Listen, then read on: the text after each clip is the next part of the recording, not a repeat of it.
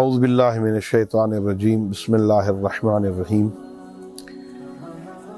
اللہ رب العزت نے اس دنیا میں انسان کو ایک مختصر مدت کے لیے خلق فرمایا ہے۔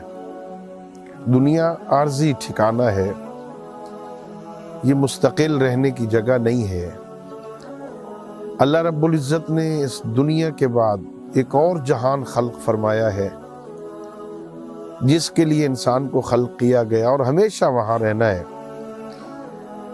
اللہ رب العزت نے یہ جو موت ہے اس سے بندوں کو ڈرایا نہیں، موت کی تیاری کرنے کا حکم ہے۔ سید الانبیاء حضرت محمد مصطفیٰ صلی اللہ علیہ وآلہ وسلم ایک دن مدینہ شہر سے نکلے۔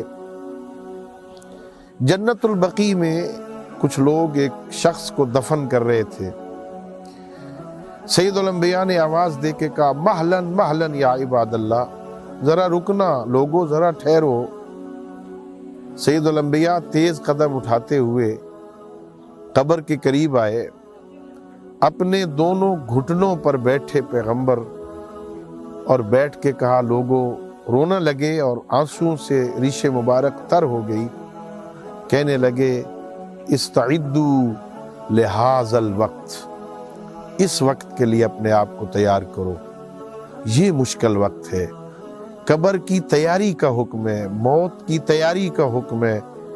ہمیں دنیا میں اس طرح زندگی گزارنی چاہیے کہ ہم یہاں عارضی ہیں، ہم مہمان ہیں یہاں۔